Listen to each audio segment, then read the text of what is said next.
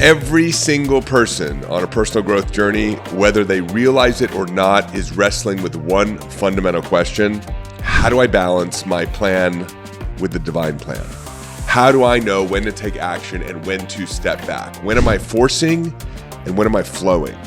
And this isn't just a philosophical question. It is the key to whether your life feels like a constant grind or an unfolding miracle. And until you learn how to navigate this, you'll always feel like you're either pushing too hard or not doing enough. Most people think they just need to work harder, strategize better, or force their way through. But what if the real secret isn't about doing more, but about knowing when to do what? If you've ever felt like you're putting in so much effort but still not getting anywhere, this is the conversation that will finally make it all click. You know, I had the great opportunity just last weekend, actually, to go speak to a room full of very, very successful entrepreneurs. This was a room full of people who had $1 million businesses, $10 million businesses, $100 million businesses. One of the questions I asked at the beginning of my talk was, how many of you feel like there's a psychological momentum that's been building up over time, that the thing that you were really, really good at, maybe it was managing chaos, maybe it was solving problems, maybe it was taking complex concepts and distilling them down. Maybe you were a person who was able to just be really resourceful and help other people, but now you find that that part of you has gained too much control. Now you're attracting chaos. You're attracting all the people who need your support. You're attracting all kinds of things now that are starting to burn you out. In other words, that part of you that was really, really good that you think got you to where you are is now the thing that is suffocating you. And the entire room raised their hand. And so what we're talking about in today's conversation is this thing that permeates our day-to-day life, the psychological obsession and the predominance of the mind that is pulling you out of reality. It's literally pulling you out of your existence in the present moment into a dead mental hell.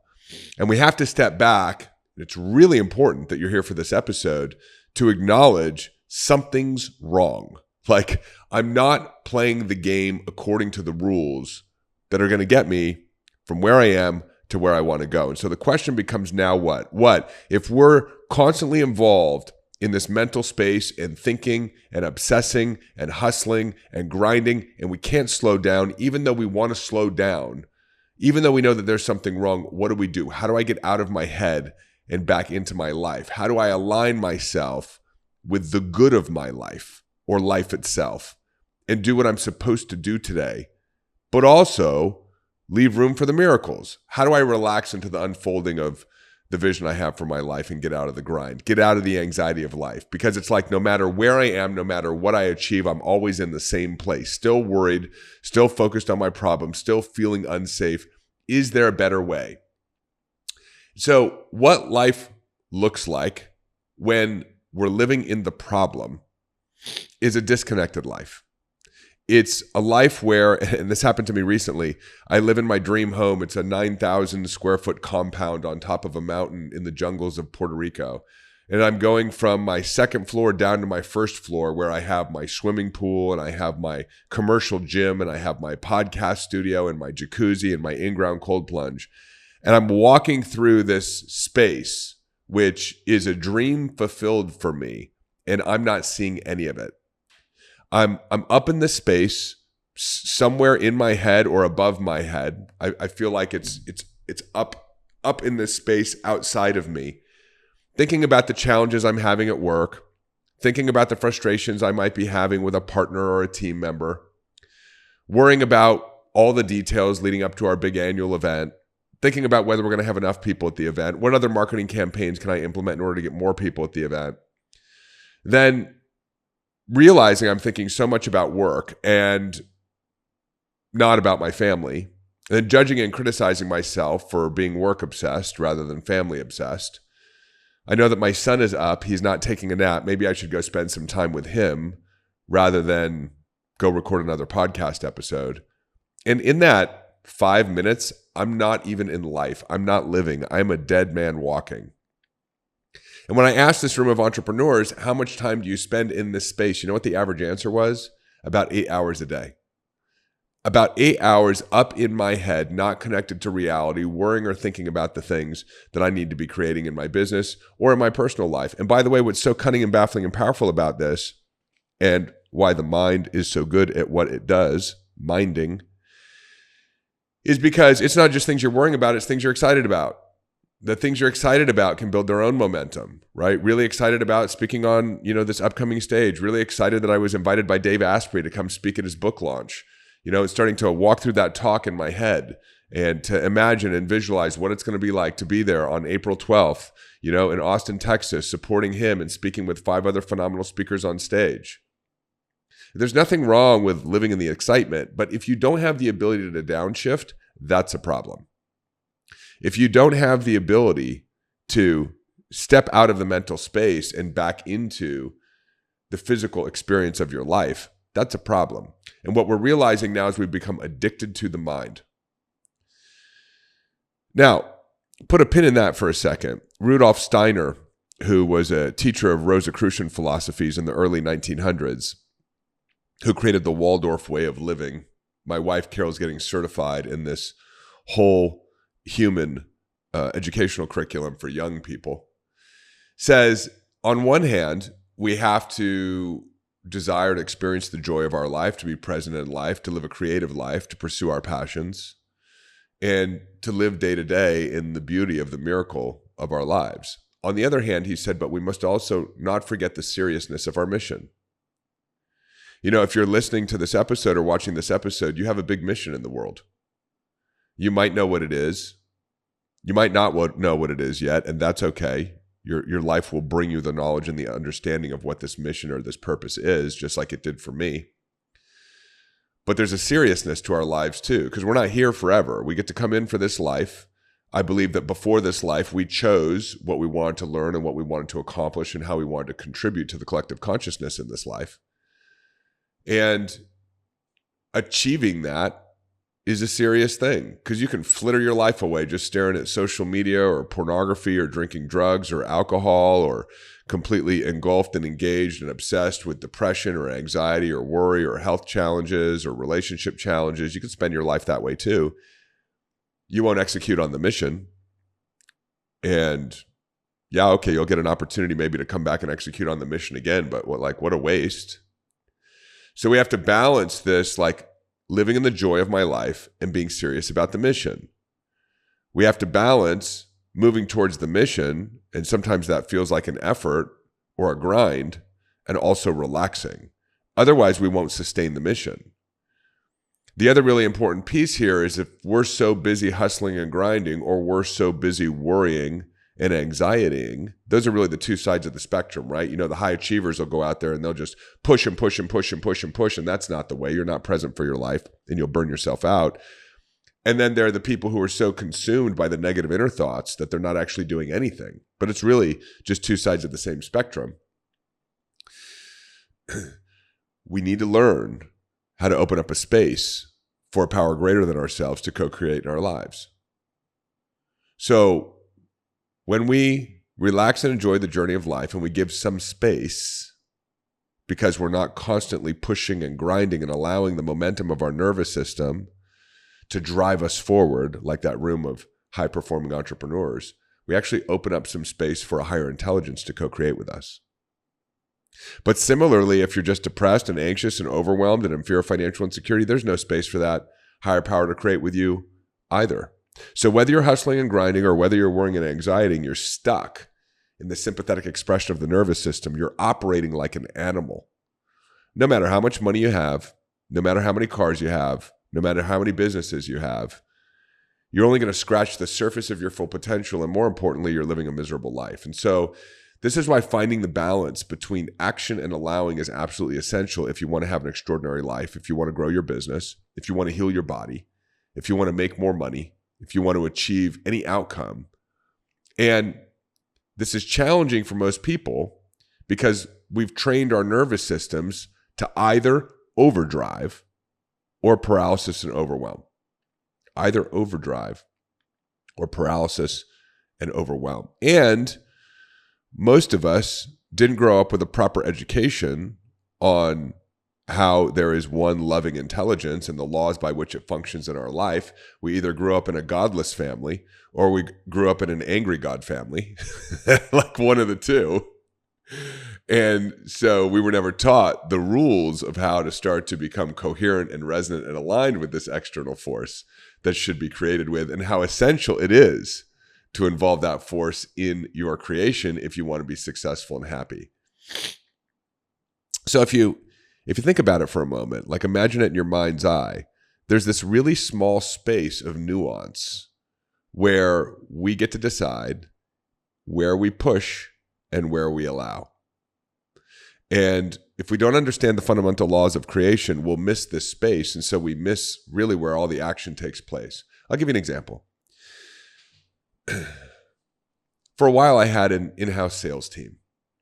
And there were things that I liked about having an in-house sales team and things I didn't like about having an in-house sales team.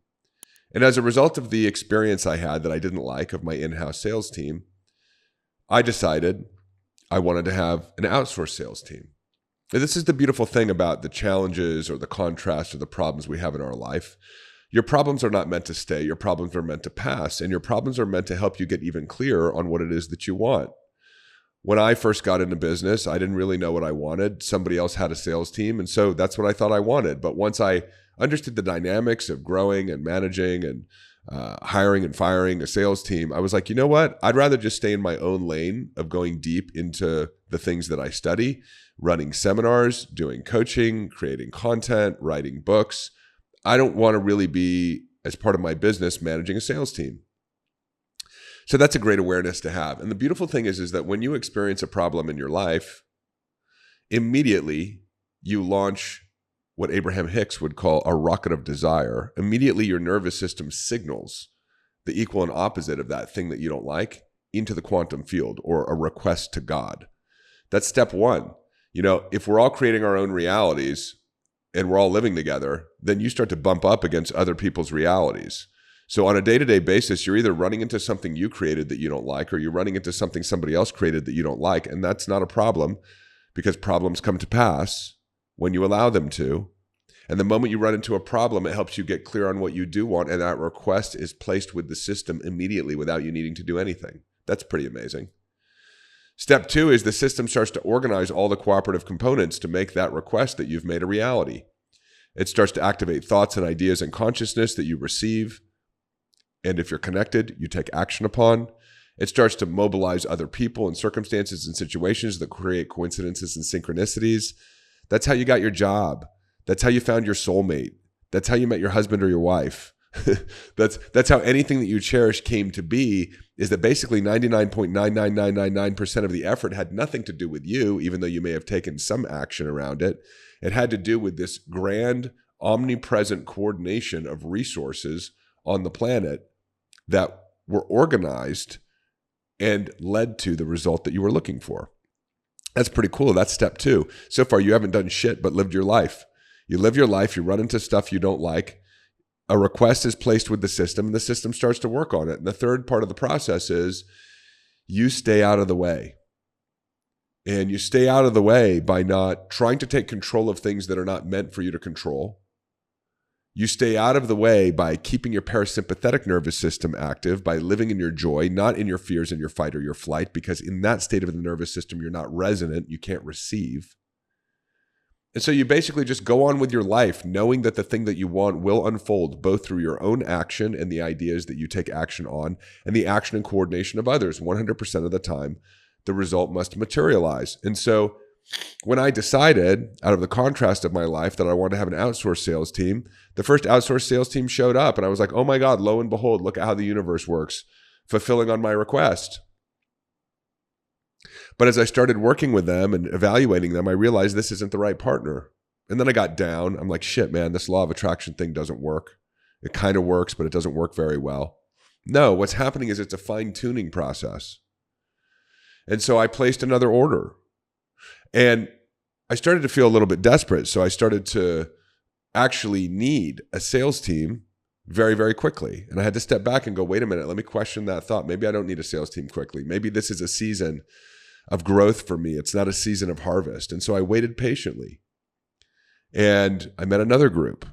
And they had a little bit more of what I liked, but they still had some things that I felt like weren't aligned and weren't a good fit. So I let that go. And then I had some ideas to reach out to some people in my network to see if they knew anyone who might be a great fit. They made a referral. And now I found the partner that I'm partnered with, right? And you'll see there that I took some action because I was inspired and I reached out to some people. But another way I could have done it in the past was like a chicken with my head cut off. Oh my God, I need a sales team and running and pushing and grinding and putting myself in a position of engaging with another partner that wasn't the right fit and then creating all kinds of chaos that I had to unwind from that would have taken months and time and energy and expense. But I didn't do that.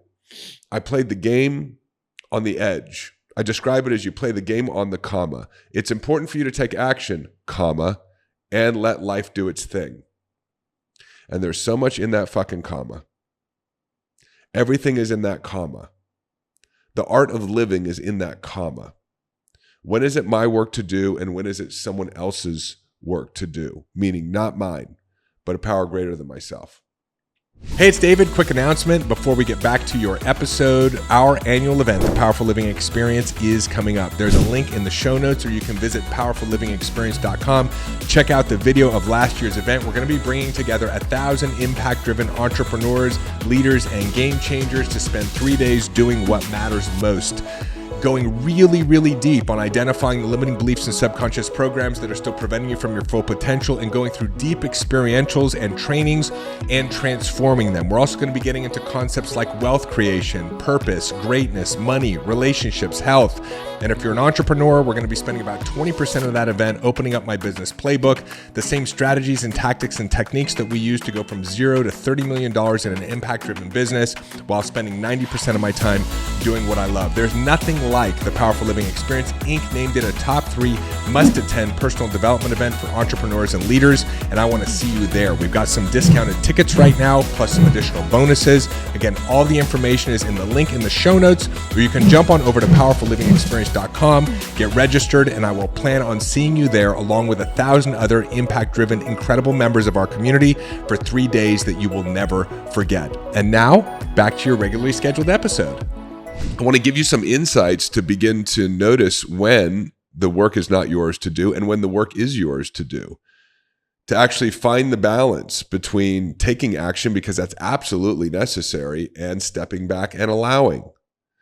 I want to give you some tidbits from what I've learned about mastering the comma, mastering the little space in between taking action and allowing. And I'm going to jump a rail here for a second because this isn't a linear conversation. I want you to notice if you spend a lot of your time living in that mental space that I talked about early in this episode. It's like you're driving from point A to point B and you have not paid attention to the road. You have not paid attention to the trees. You have not noticed any other cars. You have not noticed the full color, beautiful expression of life around you. You haven't noticed the birds that are sitting on the telephone poles. You haven't noticed the people who are walking on the side of the street. You haven't noticed the shops and the stores because you're in your head. This could be when you're walking through the city as well. This could be when you're walking in nature. Sometimes we decide, I'm going to go in nature. I'm going to take a hike. And you're hiking up in a beautiful mountain, or like where I live in a jungle, but you're still in your head. Everywhere you go, you're still in this altered state, this mental space. I just want you to notice if that's happening for you. And if it's happening more than you would like, disconnected from your reality and disconnected from your body, spending time with the people that you love, but not really spending time with them, spending time with something else, a movie that's playing out in your headspace. Most people don't even realize that they're not having a lived experience. They're having a psychological experience, trapped in their thoughts, worrying about financial insecurity, questioning or fearing things that are going to happen in the past or in the future. One of the things I'm learning from Rudolf Steiner is that the mind is fast and cold. Right? The mind is fast and cold. And you can kind of feel that, right? You can build up a psychological momentum that is so fast that when you sit down and try to meditate, it's like monkey mind. You can't even slow your thoughts down. And by the way, the world around us is not supportive of this slowdown because now we've got these devices attached to our bodies called phones. and they're fast. They're designed to be fast because that speed is addictive. It's a dopamine hit. It's an activation of adrenaline and cortisol in your system, and then your body actually starts to crave it. And that's why when you put your phone down for about 5 minutes later, you go back to pick up your phone and you don't even know why. That's why shorts are short and reels are reels. Short, swipey, fast. But this is not a warmth. This is a coldness. This is the coldness of artificial intelligence. This is the coldness of technology. I'm not saying it doesn't serve a purpose. But when you're living in that mental space, it's fast, it has a momentum to it, and it's cold. The body, on the other hand, is warm. The body is warm, and the body is slow. And the reason why, over time, living in the mental space creates disease is because the body creates inflammation to warm it up. Because you're not there. It's not being inhabited with a living presence. The living presence of God that dwells within you is not actually dwelling within you. It is dwelling in this space that you have moved it to, up above, in your head, or above your head, completely disconnected from your five senses. And so over time, the body begins to atrophy. That's what's happening. Another problematic aspect of this is that the brain only works with information that already exists. That's what the mental faculties do. It works with memories. It works with projections of memories into the future, and only works with information that already exists. And there are things you can do with information that already exists. You can recombine that information into something that seems innovative and come up with a business idea, or come up with a solution for your health challenge, or find a way to improve your relationship, or read some new books in order to become more spiritually connected or have more clarity around your purpose in the world. But most of the real solutions are trying to get to you from a new space of information, which is the field. The field, spirit, God particles, angels of light, are trying to communicate new information to you, but they're not communicated in the way that you're used to from a psychological standpoint. Their feelings, their hunches, their guidance, their intuition, their inspiration, and they actually come through the body and the heart. So the body and the heart are pulling the new information into your system. The mind is working with what already is. But if you're trying to overcome a problem and it requires a new approach, you're not going to be able to solve it if you're just working with the mind. And you continue to support that speed, that momentum, that inefficiency, that coldness. New information comes through the body and comes through the heart. And again, it doesn't come in the form of a thought, but a hunch or an idea. I'm going to go for my favorite latte, and you head to Starbucks, and on your way to Starbucks, because you're now in a more powerful state because you're excited about your latte, you have this hunch that you should call someone, and you call them, and it leads to an opportunity. And this, by the way, is how we learn to function as an integrated human being. I'm not saying that the mind is evil. The mind is an extraordinary tool, but we have to learn how to operate between the heart and the mind. What does this have to do with knowing when to take action and knowing when to slow down? What does this have to do with allowing God into our lives to co-create more effectively in our businesses, in our bank accounts, in our careers, in our health, in our relationships, in everything? Well, because the mind, when it is overactive, when we have become obsessive and compulsive about our psychological habits, leaves no space for the heart and the body. This is why in Scripture, the guidance is be still and know what? Be still and know that I am God. Shut down the mental faculty, and then you will hear what I have for you. And so a lot of people want to know, I had a group coaching call recently. Well, how do I slow down? When do I know whether or not this thing is a thing that I should stop pushing against, or a thing that I should continue to take action around? And my answer is, I can't give you that answer, but you will know as you start to retrain yourself by noticing when you're moving too fast and choosing to slow down, by noticing when you are in the mental space, that coldness, and moving back into the heart and the warmth of your body. You'll move from this extra dimensional space of idea that the mind will pull you into, and back into the physical presence of your third dimensional five senses reality that we've been given this miracle to live in. You'll actually see what you're seeing. You'll hear what you're hearing. You'll taste what you're tasting. You'll feel what you're feeling, right? You'll smell what you're smelling. Most of the time, we're not even tasting our food. Why? Because we can't taste our food and be in the body simultaneous to the mind minding. So while we're worrying about the next thing or thinking about all the things that we need to get done, or, fearing that we're not going to be good enough and therefore striving for perfection, all of that distorts our five sensory experience. And so what I would suggest is mastery of what I think the most important thing in the world is learning how to balance these two realms. These two realms could be considered the mind and the body. These two realms could be considered when to take action and when to surrender or relax. And so I want to give you some tools to start building the capacity within you to distinguish so that you have choice, so that you can operate within the comma between action and rest. Number one is a mental practice. I have other episodes, and I'll ask the team to put it in the show notes, where I talk about the decision matrix. It's very important to work with yourself at a psychological level. If you don't begin to question your thoughts will run rampant and they'll build upon themselves. You'll create a thought train. It'll be a whole momentum. And so we want to catch those negative thoughts or limiting beliefs early. We use a really simple tool called the decision matrix. I have a fantastic process that I did for months and months and months and months and months when I was in my deepest pain, and it gave me the greatest healing. I would sit down in the morning, and this is great for you if you wake up with some form of stress or anxiety. Meditation is fine, but do this first. It's called the morning dump. And you sit down and you literally just write out all of the negative inner voice in your head. Write it all out. Things are never going to work out for me. Here I am stressed again. How long is this going to go on? What if this happens for the rest of my life? I seem to be struggling at my own personal growth. I'm still worrying about money. I try to do this, but it doesn't seem to work out well. What if I run out of money? How come I don't have more friends? Other people seem to have more friends and more money than me, but I don't. Just write it all out.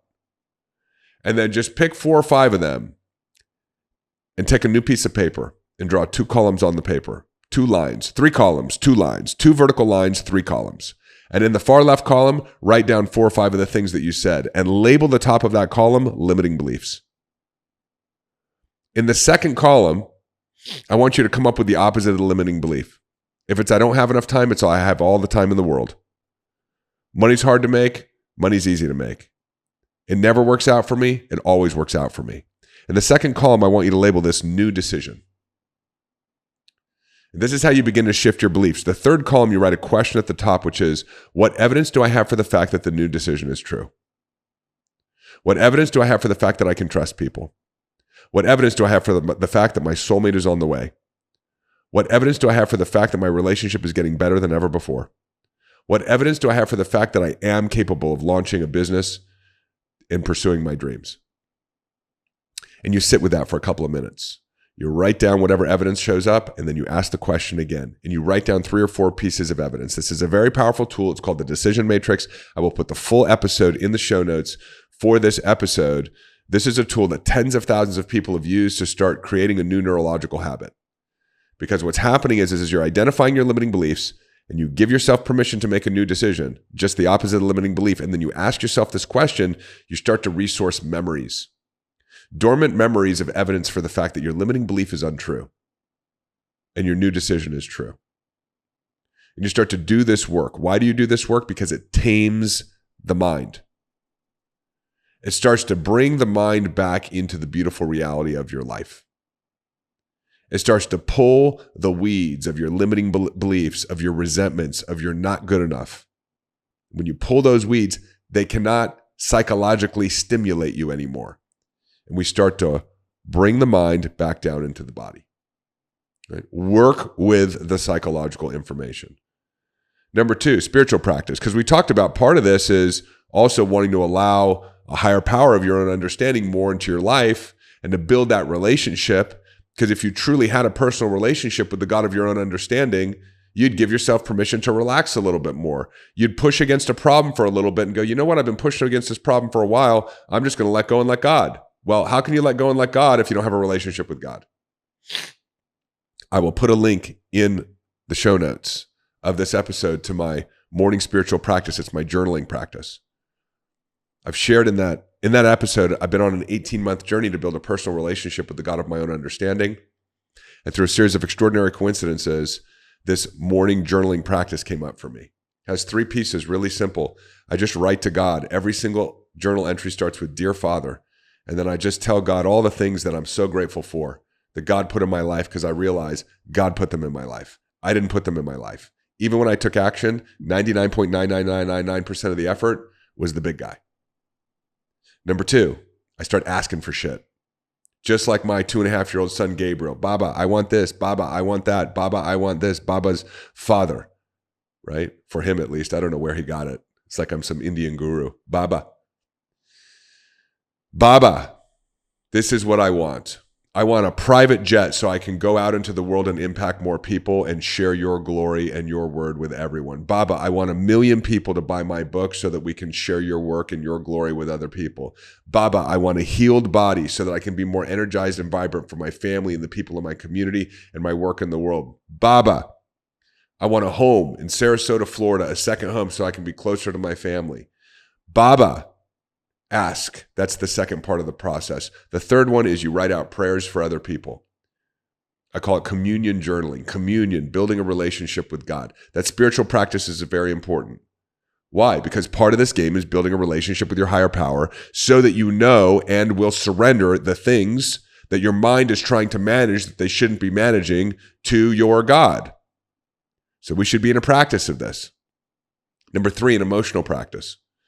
One of the things I notice is that when I'm too sped up, because I can feel it now, and you can do it today, notice when you get too sped up, your body's moving into sympathetic fight or flight, you're releasing cortisol, adrenaline, your muscles are tensing, your breathing is shallowing, and you're not experiencing your 5 senses. That's the biggest one. Notice you're not even fucking experiencing your 5 senses. You've moved into one dark, cold sense called thinking. And nothing that you're thinking about is going on right here, right now. And in the meantime, you're missing out on the magic of life. I'm not saying we don't use thinking as a tool, but it's become an addiction. So what I do is, when I notice that I'm in the mental space, I stop, I sit, I close my eyes, I put my hand on my heart or over my chest, and I take 3 deep breaths. And I bring my psychological awareness to my heart. What am I doing? I'm training my mind to not think, but to notice feeling. I notice the feeling of the energy around my heart or my heart chakra, that warmth. Now I'm back in my body. I do it for a minute or 2, and then I move back into my day. That's the emotional practice of dropping into the body. And then a physical practice is very important too. Doesn't matter what it is, but something that makes you uncomfortable, because when you're uncomfortable physically, your mind pays attention to the physical discomfort. Again, you're bringing your mind back into your body. So that might be a really, really hot sauna session. That might be a really great yoga class. It might be a cold plunge. For me, it's high intensity interval training combined with yoga in my gym. But this is resistance training. Because what we're doing is we're learning how to be with the resistance of our life without getting entangled with it, being able to breathe through it, being able to be in our body while in the resistance, not in our mind, which will just perpetuate the resistance even more. 4 simple, really, really good practices. So look, this is the game. And my encouragement for you is, I don't know what else you're taking serious in your life right now, like what else you're committing time and energy to. You might be committing time and energy to worry. Just transfer about 30 minutes of time and energy of worry into this on a daily basis, whether it's listening to other videos, whether it's actually implementing the practice. You know, I don't know where you're committing your time and energy. Are you a business owner and you're trying to hack your funnel and study your funnels or get really good at some sort of online marketing technique? Get good at this technique. This is root cause. This is what will allow your funnels to work sustainably over time in your business to grow. Right? Are you a gym addict? You know, you just focused on perfecting your body. No judgment or criticism here. put 30 minutes into a warm-up session called this skill. This is the most important skill you can possibly develop. The ability to intentionally downregulate your nervous system, to be able to use your mind intentionally but not automatically, to be able to bring yourself into the heart space and the warmth space and the body space so that you can access the divine information, the true intelligence that's trying to make its way to you. And the skill to be able to actually live your life and enjoy your life and be present for your life through your body and through your five senses and experience the third dimensional space while being able to go into the fourth dimensional space of imagination when you choose to, versus being pulled into that, imagining all of the things that we're afraid of. Man, you have to treat mindset like your life depends on it. You know why? Because it does. It does.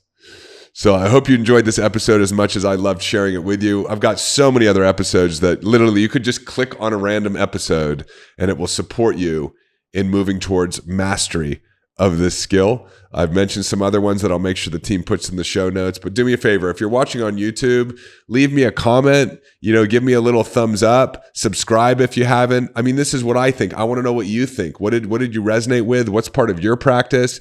This isn't a do-it-yourself project. We're doing this together. And if you're listening on the audio platforms, do me a favor, subscribe, leave me a review. And the biggest thing I think is if you were inspired by this episode, share it with somebody who needs to hear it, right? This is the way we're going to do it, is together, because as we make our lives better and we start creating more of what we want in our own reality, and as more people start creating more of what they desire from an authentic place in their own reality, that's actually how we change the system. People spend so much time complaining about the system out there. The left, the right, the censorship, the financial cartel, the pharmaceutical cartel, the totalitarian control, the wars. Where do you think that stuff comes from? It comes from inside of us. That's the collective reality that we're creating. So spread the good news. And I will see you in the next episode. Hey, it's David. Hop on over to davidbear.com. Click right here. There's also a link in the show notes, and sign up for our newsletter. You'll get immediate access to my free Mind Hack ebook, as well as a couple of trainings to help you master the inner game. This is a great way to stay informed and be a part of our community and be notified of special announcements. Click below, head on over to the website, get subscribed. If you loved this video, make sure you check out this one or this one, and I will see you in the next video.